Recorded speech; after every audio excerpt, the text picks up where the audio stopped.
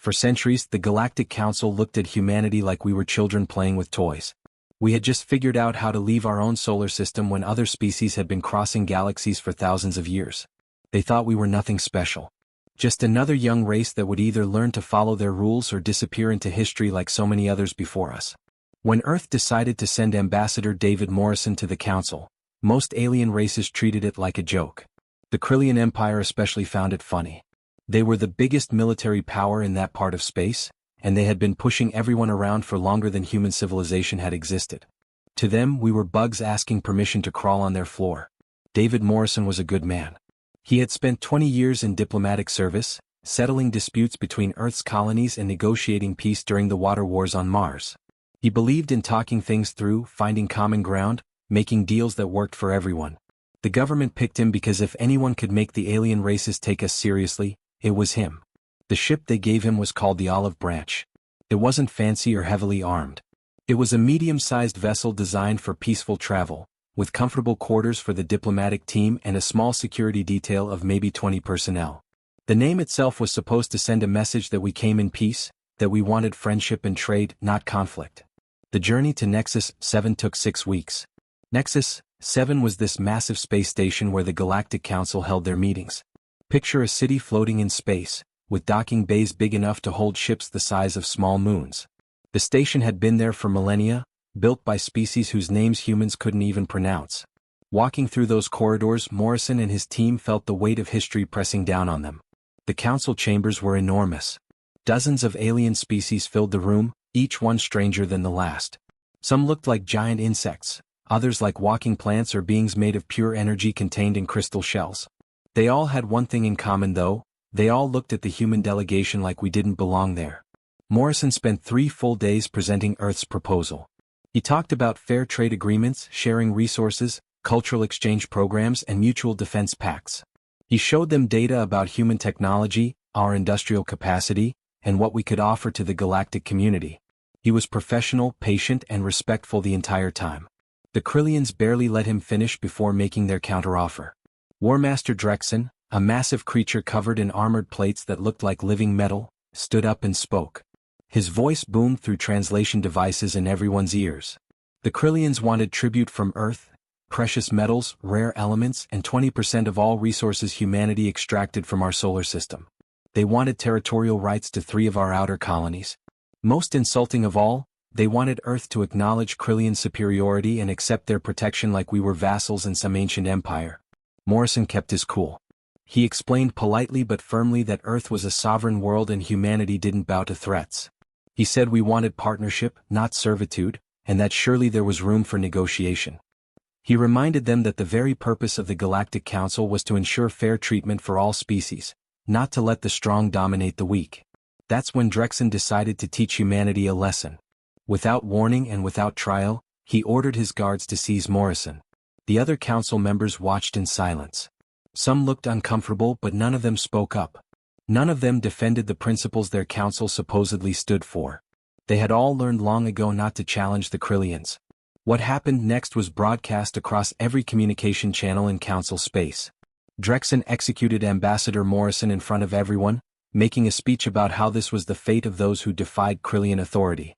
He wanted everyone watching to understand that humanity's place was to obey or be destroyed. The video reached Earth within hours.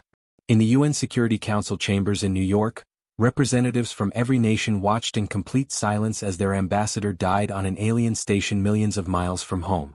David Morrison had been a diplomat, protected by every law and custom of civilized society. He carried no weapons. He had come in peace, and they killed him anyway. President Rebecca Hayes stood up slowly after the video ended. Her face showed no emotion, but her hands gripped the podium so hard her knuckles turned white. She didn't need to give a speech. Everyone in that room already knew what humanity's response would be. Throughout human history we've had one rule that every culture, every nation, every tribe has understood. You can fight us on the battlefield, you can compete with us in markets, you can argue with us in meeting halls, but you never, ever kill our messengers. Diplomats are sacred. They come under flags of peace and harming them is a line you don't cross. The Krillians had just crossed that line. They thought they were dealing with a weak, young species that would back down when faced with their power. They had no idea what they had just unleashed. The UN Security Council voted unanimously that day. Not for a simple declaration of war. Not for a revenge strike. They voted for something much bigger, something humanity had prepared for since the day we first looked up at the stars and wondered what was out there. They voted for Operation Envoy. And the galaxy was about to learn what happens when you mistake human patience for human weakness. After they killed Ambassador Morrison, the Krillian Empire sat back and waited for Earth's response. War Master Drexen expected humanity to do something predictable. Maybe launch a few missiles at one of their outposts as a symbolic gesture of anger. Maybe impose some trade restrictions that wouldn't really hurt anyone. Perhaps send an angry message demanding an apology they would never give. That's what weak species did when they got slapped down by a superior power. Days turned into weeks. Earth remained completely silent. No emergency broadcasts, no threats, no demands for justice. The Krillian military commanders started preparing their border fleets just in case, but they weren't really worried. Their technology was thousands of years more advanced than anything humans possessed. Their shields could absorb more firepower than Earth's entire arsenal could deliver. Their weapons could crack planets. What could a species that had barely left their own solar system possibly do to threaten them? 3 months passed. Still nothing from Earth. The Galactic News Network started calling it the silent shame, saying humanity had been so thoroughly intimidated that they didn't even dare to protest. Some alien species felt pity for the humans. Others felt relief that someone had finally put the ambitious newcomers in their place. The Krillians threw celebrations on their home worlds, praising Drexen for maintaining order in the galaxy. But something was happening in human space that nobody was paying attention to. Something big. Every single shipyard orbiting Earth's moon went into overtime production. The massive construction facilities circling Mars stopped building civilian transports and started producing something else entirely. Out in the asteroid belt, mining stations that had been quietly extracting resources for decades suddenly shifted their entire output toward military manufacturing. Even the distant facilities near Neptune and Pluto, places most aliens didn't even know existed, lit up with industrial activity. The factories that had spent years building comfortable passenger ships for colonists retooled their assembly lines in a matter of days. Engineers worked around the clock, sleeping in shifts, redesigning production systems that had taken decades to build. What humanity had always been good at, even before we reached the stars, was making things. Lots of things. Fast. During World War II back on Earth, human factories had turned out bombers and tanks at rates that seemed impossible. During the climate wars of the 21st century, we built atmospheric processors and seawalls at scales that saved billions of lives. When the colonies nearly went to war with Earth during the unification crisis, both sides built fleets so quickly that the conflict ended before anyone fired a shot because mutual destruction was guaranteed. We knew how to mobilize. We knew how to build. And now all that knowledge, all that industrial power focused on a single goal. The ships coming out of those shipyards weren't like anything humanity had built before. Engineers pulled out classified designs that had been sitting in military archives for years, theoretical weapons that had never been tested in real combat. We had spent a century preparing for the possibility of hostile alien contact, gaming out scenarios, running simulations, designing contingencies. Now all those plans came off the shelf. These new warships were smaller than Krillian vessels but faster and more maneuverable. They didn't need massive crew quarters because most systems were automated or could be controlled remotely from command ships safely behind the lines. This was another human advantage. We had been building autonomous systems and artificial intelligence for centuries because we learned the hard way that sending people into danger was expensive and slow. The human military had always been relatively small, mostly focused on protecting colonies and maintaining order in the outer system. Now it exploded in size. Recruitment centers on every human world saw lines stretching for blocks. Young people signed up by the millions, but more importantly, the old soldiers came back. Veterans who had fought in the resource wars when corporations tried to control Mars came out of retirement. Men and women who had survived the brutal climate conflicts, where entire nations fought over water and arable land, reported for duty. Soldiers who had trained for the unification campaigns, preparing for a civil war that thankfully never happened, dusted off their uniforms and got back in shape. Commander Rachel Bennett took charge of the First Fleet. She was a legend among military circles, the woman who had led the defense of Olympus Mons during the Mars independence conflict. When corporate armies tried to seize the terraforming equipment that millions of colonists depended on for survival, Bennett held them off for 6 months with a force 1/10 their size. She knew how to fight when outnumbered and outgunned. Admiral Michael Torres became the overall strategic coordinator for Operation Envoy. Torres had ended the lunar standoff without firing a single shot through pure tactical brilliance, convincing both sides that any conflict would leave the moon uninhabitable for generations. He understood that winning wars was about more than just firepower. It was about information, logistics, timing, and knowing your enemy better than they knew themselves. Human intelligence networks, which had spent decades focused on corporate espionage and keeping track of colony politics, turned all their resources toward studying the Krillian Empire. Every public transmission was analyzed. Every treaty they had signed with other species was examined for weaknesses. Old combat footage from their previous conquests was studied frame by frame. Humans did what humans do best. We learned everything we possibly could about our enemy. Meanwhile, the galaxy heard nothing. But if anyone had been paying close attention, they might have noticed strange things happening. Human civilians living on stations near Krillian territory started quietly packing up and leaving. They didn't make a big show of it, didn't file protests or complaints. They just left, taking their families and their possessions, heading back toward the inner system. Human merchant ships, which had been regular visitors to certain trade routes, stopped showing up. Captains filed navigation plans that took them far away from Krillian space. Cargo that normally flowed through specific corridors found new paths, longer routes that avoided potential conflict zones. Some alien scientists monitoring gravitational sensors noticed weird fluctuations in supposedly empty regions of space. Brief distortions that could indicate large masses moving through areas where nothing should be. But the data was dismissed as equipment malfunction or natural phenomena. Nobody imagined that human fleets were already deploying, moving into position in complete radio silence, waiting for orders that would come soon enough. The Krillians noticed none of this.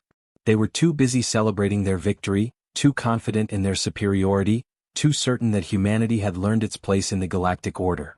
War Master Drexen gave speeches about Krillian dominance and the natural hierarchy of species. His people cheered. His military commanders relaxed their guard. And in the darkness between the stars, humanity's fleets waited in absolute silence, ready to teach an old empire a very new lesson about underestimating the determination of a young species that had survived everything the universe could throw at them. The attack happened at exactly 0400 hours Galactic Standard Time. 17 Krillian military installations spread across 4 different star systems simply went dark. No explosions. No distress calls. No warning signs. One moment they were operating normally, and the next moment everything stopped working. Power grids that had run continuously for centuries suddenly collapsed. Defensive satellites that had never failed before drifted uselessly in orbit like dead metal. Communication arrays went completely silent. At Krillian High Command, confusion turned to panic. Officers scrambled to figure out what was happening. Had there been some kind of massive solar flare that knocked out systems across multiple star systems simultaneously? That seemed impossible. Was it some unknown technological failure? Equipment doesn't just fail in 17 different places at the exact same time. They tried every backup communication channel they had. Nothing worked. It was like those installations had simply ceased to exist. For 6 full hours, the mighty Krillian Empire was blind and deaf to what was happening at their own military bases. Their commanders sent ships to investigate, but faster-than-light travel takes time even with advanced technology. While they waited for answers, theories flew around command centers. Some thought it might be a natural disaster. Others worried it could be an attack from a rival alien species. Almost nobody suspected the humans. After all, Earth had been silent for 3 months. They assumed humanity had accepted their place. When backup power systems finally came online and communications were restored, the Krillians got the shock of their lives. Human forces were occupying their stations. Soldiers in combat armor walked through corridors that had been Krillian territory for thousands of years. Human flags hung in command centers. Human engineers were studying Krillian technology and downloading their military databases. The installations hadn't been destroyed, they had been captured. And somehow, impossibly, not a single shot had been fired. The method humanity used was something the Krillians had never seen before. Humans had kept developing cyber warfare while other species had moved on to what they considered more advanced technologies. We perfected the art of hacking, creating viruses, infiltrating computer systems, and disrupting digital infrastructure. While aliens relied on energy shields and plasma weapons, we never forgot that everything runs on computers and those computers can be attacked. Combined with electromagnetic pulse weapons that could knock out electronic systems without destroying physical structures, humans had created a devastating first strike capability. We didn't need to blow up the stations. We just needed to turn them off, walk in, and take them over. It was the kind of asymmetric warfare that Earth had pioneered centuries ago when weaker forces learned to defeat stronger enemies by attacking their vulnerabilities instead of their strengths. War Master Drexen, the same commander who had executed Ambassador Morrison, went ballistic when he heard the news. He ordered an immediate counterattack. The 3rd Krillian Fleet, one of their most prestigious and experienced battle groups, was dispatched to Station Cry 447 to crush the human forces and retake what was theirs. The 3rd Fleet had fought in dozens of campaigns over the centuries. They had conquered civilizations and put down rebellions. They had never lost a battle. The fleet jumped into the system expecting to find a small human force scrambling to defend their captured prize. Instead, they found an organized human battle group waiting for them in perfect formation. The Krillian commander almost laughed. The humans were outnumbered 3-1. Krillian ships were massive dreadnoughts, each one capable of taking on multiple smaller vessels. Their weapons could punch through any armor humans possessed. Their shields had never been breached by anything Earth could throw at them. The Krillian commander opened a channel and demanded immediate surrender. The human response was silence. Then their ship started moving. The battle began. It lasted exactly 18 minutes from first shot to complete Krillian defeat. In those 18 minutes, the 3rd Fleet learned things about humans that would terrify the entire galaxy. First lesson: humans don't fight fair. The Krillians expected formal battle tactics, ships lining up and exchanging fire until one side retreated. Instead, human vessels scattered in all directions, attacking from multiple angles simultaneously, using hit-and-run tactics that made it impossible to get a clean shot. They used asteroids for cover, deployed decoy drones that looked identical to real ships, and coordinated their attacks with precision that seemed impossible for organic beings to achieve. Second lesson: human ships were small and fast because they didn't need to carry hundreds of crew members. Most functions were automated. Many ships were controlled remotely from command vessels safely out of weapons range. When the Krillians destroyed a human ship, they often discovered it had only a handful of people aboard or sometimes nobody at all. You can't demoralize an enemy by killing their soldiers if most of their fleet doesn't have soldiers in it. Third lesson: humans had done their homework. Every tactical manual the Krillians had ever published, every battle they had fought in public view, every training exercise that had been recorded, humans had studied all of it. They knew Krillian doctrine better than some Krillian officers knew it. They anticipated every move, countered every standard tactic, and exploited every doctrinal weakness. It's hard to fight an enemy that knows exactly what you're going to do before you do it. But the lesson that really terrified the Krillians came when human ships deployed their kinetic weapons. These weren't sophisticated energy beams or exotic plasma cannons. They were chunks of metal, simple, primitive, brutal.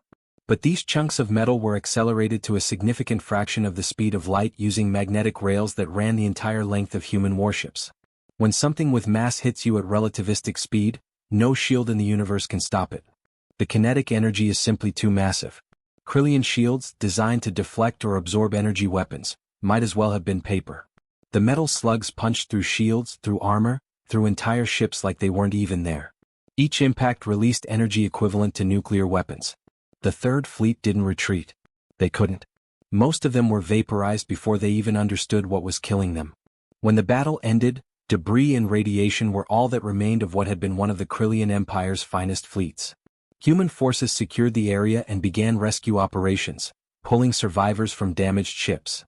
They treated Krillian prisoners well, gave them medical care, followed all the rules of war that the Krillians themselves had ignored when they murdered an unarmed diplomat. Then Commander Rachel Bennett sent a message directly to Krillian High Command. Her voice was calm, professional, and absolutely cold. She explained that humans weren't interested in conquest or territory. They didn't want Krillian resources or to rule Krillian worlds. They wanted justice. They wanted War Master Drexen and every officer who participated in Ambassador Morrison's execution. They wanted them handed over to stand trial for murdering a diplomat under a flag of peace. She gave them a choice. Surrender those responsible and humanity would be satisfied. Justice would be served and both species could move forward. Or refuse, and humanity would systematically dismantle the Krillian Empire piece by piece until there was nothing left but rubble and memories. The Krillians had ruled their section of the galaxy for 3,000 years. They had crushed rebellions, defeated rival empires, and made dozens of species bow to their authority. They were not accustomed to taking orders from anyone, especially not from a species they considered primitive and weak. War Master Drexen's response was defiant. He declared that the Krillian Empire would never surrender to human demands. He called humanity insects that needed to be exterminated. He mobilized every fleet the Empire possessed and prepared for total war. It was exactly the response Commander Bennett had expected. And exactly the response that humanity had prepared for. Commander Bennett had promised to dismantle the Krillian Empire piece by piece, and humanity kept that promise with terrifying precision. What happened over the next 6 months wasn't a traditional war where armies clashed and territory changed hands. It was something the galaxy had never witnessed before, a surgical destruction of an empire's ability to function. Human forces didn't invade Krillian worlds or bomb their cities. They didn't target civilian populations or commit the atrocities that had marked so many galactic conflicts in the past. Instead, they went after the infrastructure that made an interstellar empire possible. They attacked the systems that allowed the Krillians to maintain their vast territory and control over dozens of species. Orbital factories that had been producing warships and military equipment for centuries suddenly went dark. Human strike teams would infiltrate the facilities using the same cyber warfare tactics that had worked so well in the first attack, disable all the systems, and destroy the critical components that couldn't be easily replaced. The factories themselves remained mostly intact, but without key manufacturing equipment, they became useless metal shells floating in space. Major trade routes that connected Krillian worlds became death traps. Human forces would position debris fields in strategic locations, creating navigational hazards that made faster-than-light travel dangerous or impossible. Ships that tried to pass through would either have to take massive detours adding weeks to their journey, or risk collision with debris traveling at high velocity. Commerce ground to a halt as merchant vessels refused to make the dangerous runs. Communication networks that had linked the Empire together for millennia were systematically reduced to nothing. Relay stations were disabled, satellite networks were knocked offline, and data hubs were corrupted beyond repair. Planets that had been in constant contact with the rest of the Empire suddenly found themselves isolated, able to communicate only within their own star systems. The Krillian government couldn't coordinate its military, couldn't issue orders to distant worlds, couldn't even tell its own people what was happening. Every time Krillian military forces tried to engage human fleets, they were destroyed with almost casual efficiency. The humans had studied Krillian tactics so thoroughly that battles became predictable massacres. Worse, because human ships were largely automated or remotely controlled, the Krillians were losing thousands of trained personnel while humans lost mostly machines. The exchange rate was impossibly lopsided. For every human casualty, dozens or hundreds of Krillian soldiers died. Admiral Michael Torres's strategy became crystal clear to military analysts across the galaxy. He wasn't trying to conquer the Krillian Empire. He was isolating it, cutting it off from the resources and connections that made it powerful, and then simply waiting for it to collapse under its own weight. It was brilliant and brutal in equal measure. The Krillian economy had been built on the assumption of safe interstellar trade. Worlds specialized in producing specific goods. One planet manufactured electronics, another grew food, a third mined rare minerals. They depended on constant shipments to survive. When those shipments stopped arriving, shortages began. Food prices skyrocketed on industrial worlds. Factories shut down on agricultural planets for lack of equipment. The carefully balanced economic system that had sustained trillions of beings started to fall apart. Client species that had been forced to serve the Krillian Empire for centuries saw an opportunity. If the mighty Krillians couldn't even protect their own trade routes, why should smaller species continue to pay tribute and follow orders? One by one, they started sending secret delegations to human diplomatic vessels. They wanted to negotiate separate peace treaties, to guarantee that humanity wouldn't attack their worlds if they stopped supporting the Krillian war effort. Human diplomats, professional and fair, welcomed these discussions. They made it clear that Earth had no quarrel with species who had been forced into Krillian service. Humanity's problem was with the Krillian leadership that had murdered Ambassador Morrison, not with the countless beings who had nothing to do with that decision. Within weeks, dozens of species formally withdrew from the Krillian alliance. The empire that had ruled through fear and force was fragmenting. The Galactic Council finally woke up to what was happening and panicked.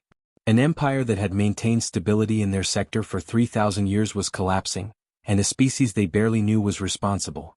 They called emergency sessions, passed resolutions demanding immediate ceasefire, and eventually sent peacekeeping fleets to establish neutral zones between human and Krillian forces. Humanity's response was calculated and precise. Human ships didn't fire on Council vessels. They didn't threaten the peacekeepers or issue ultimatums. They simply ignored them. When Council forces tried to block human fleet movements, the human ships would go around them, sometimes jumping to nearby systems and approaching from different angles. When peacekeepers established neutral zones, humans would operate just outside those zones, continuing their systematic destruction of Krillian infrastructure. The elder species of the Galactic Council were shocked and confused. How could a species that had barely achieved interstellar travel wage war with such sophistication? How did humans coordinate fleet movements across multiple star systems with such precision?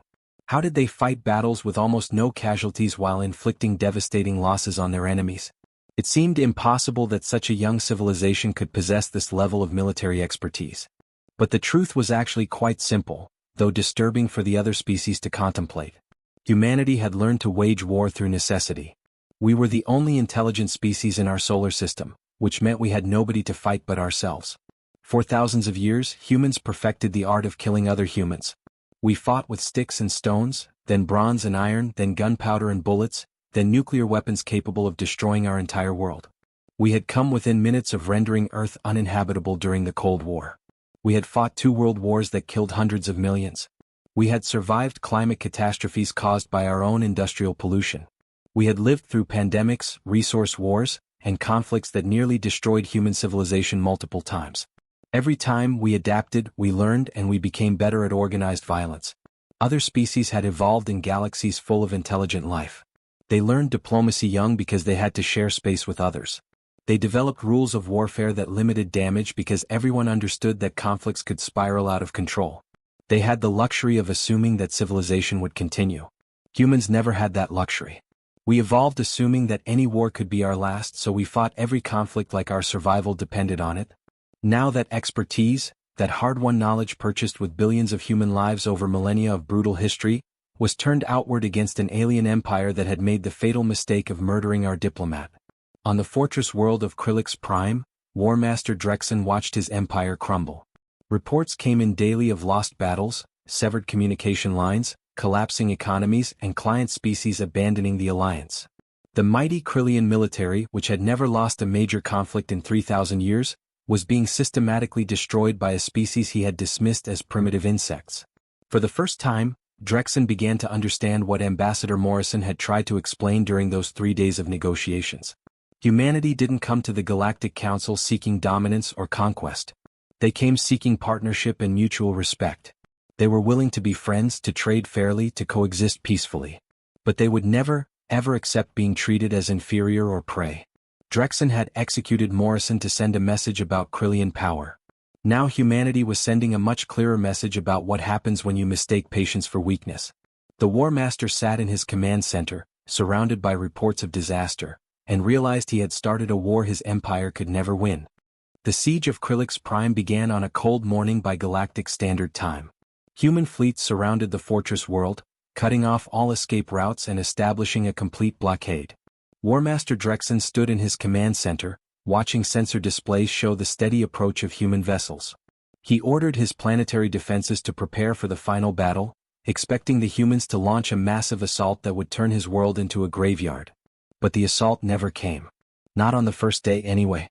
Commander Rachel Bennett had something else in mind.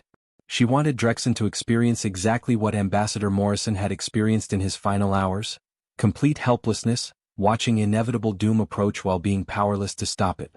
So the human forces waited. They didn't attack. They just sat there in orbit, a constant reminder that the end was coming. On the second day, human forces disabled the outermost ring of orbital defense platforms. They used the same electromagnetic pulse weapons that had worked so well throughout the campaign, shutting down the platforms without destroying them. Drexen ordered repairs, but before his engineers could restore power, the next defensive layer was disabled. The pattern repeated every single day for 2 weeks. Each morning, Drexen would wake up to find another piece of his defenses gone. Satellite networks went dark. Shield generators stopped functioning. Weapon batteries became useless hunks of metal. The human forces advanced methodically, layer by layer, never rushing, never giving the Krillians a chance to mount an effective counterattack. It was psychological warfare at its finest, designed to break Drexen's spirit before his fortress ever fell. The few communication channels still working brought nothing but bad news. Reports came in from across what remained of the Krillian Empire. Worlds were declaring independence. Allied species were signing peace treaties with Earth. The economy had completely collapsed. Food shortages were causing riots on industrial planets. The empire that had lasted 3,000 years was falling apart in real time, and Drexen could do nothing but watch it happen. By the 14th day, when human marines finally breached the fortress walls and fought their way to the command center, Drexen was almost relieved. The waiting was over. He sat in the same chamber where he had executed Ambassador Morrison months earlier, his armor set aside, his weapons laid on the floor. He expected the humans to kill him immediately, perhaps broadcast his execution the way he had broadcast Morrison's death. It would be fitting justice. But that's not what happened. Human soldiers entered the chamber with weapons ready but didn't fire. A medical team placed Drexen in a stasis pod, preserving him in suspended animation. They treated him carefully, professionally, showing him more dignity than he had shown their ambassador. Then they loaded him onto a transport ship along with 17 other high-ranking Krillian officials who had participated in Morrison's execution. The destination was Nexus 7, the same station where this whole conflict had started. The Galactic Council had rebuilt the damaged sections and reconvened in emergency session to deal with the aftermath of the war. Representatives from dozens of species filled the chambers, all of them waiting to see what humanity would do with its victory. Admiral Michael Torres arrived to address the council personally. It was the first time a human had stood before the assembled galactic powers since Ambassador Morrison's death. The room fell silent as Torres walked to the speaker's platform. He didn't shout or threaten. He didn't need to. Everyone present understood that humanity had just dismantled a 3,000-year-old empire in 6 months. His speech was short and direct. He reminded them that Earth had come to the galaxy seeking friendship and cooperation. That humanity had sent an unarmed diplomat under a flag of peace. That the Krillians had responded to diplomatic overtures with murder. He made it clear that humanity would always prefer peace, but would never tolerate being treated as victims. Any species that harmed Earth's emissaries would face the same fate as the Krillian Empire, complete and systematic destruction. The message wasn't just for the Krillians. It was for every species in the galaxy. Humanity was announcing its arrival as a major power, and setting the rules for how they expected to be treated going forward. Drexen and his 17 co-conspirators were handed over to an international tribunal. The trials were conducted fairly, with both human prosecutors and neutral alien judges presiding. Every piece of evidence was examined. The accused were given lawyers and allowed to present their defense. The proceedings were broadcast publicly so the entire galaxy could watch justice being served. All 18 were found guilty of murdering a diplomatic envoy, a crime recognized as heinous by virtually every civilization in the galaxy. But they weren't executed. Instead, they were sentenced to exile on a penal colony where they would spend the rest of their natural lives. Their continued existence would serve as a permanent reminder that even the powerful could be held accountable for their crimes. The Krillian Empire itself was restructured under terms dictated by Earth and enforced by the Galactic Council. The 50 star systems they once controlled were reduced to 15 core worlds. Their military was limited to defensive forces only, barely enough to maintain order and protect against pirates. Every species that had been forcibly incorporated into the Empire was granted independence and given assistance to rebuild their own governments. The restructuring took years. Human advisors and peacekeepers remained in former Krillian territory throughout the process, making sure the terms were honored and that no new tyrants rose to fill the power vacuum. Humanity proved to be fair administrators, interested in justice rather than revenge, in stability rather than domination. But the biggest change wasn't political or military. It was psychological. The entire galaxy had watched a species barely a century into interstellar travel take down an ancient empire. The elder races, who had dismissed humanity as insignificant children, now understood what they were dealing with. Humans weren't like other species. They had evolved in isolation, fighting only themselves for thousands of years, surviving apocalypses of their own making. They had learned lessons about warfare and survival that species raised in crowded galaxies never needed to learn. Trade agreements started flowing in from species that wanted Earth as a partner rather than a potential enemy. Defense pacts were signed with worlds seeking protection from other aggressive empires. Cultural exchange programs brought human art, music and literature to alien civilizations curious about the species that had rewritten galactic power dynamics in 6 months. Earth didn't try to replace the Krillian Empire or build its own galactic domain. Humanity had proven its point and was content to return to what we do best: building things, exploring new frontiers and growing our civilization. The massive military fleets were mostly demobilized, with soldiers returning home to their families and ships being converted back to civilian use.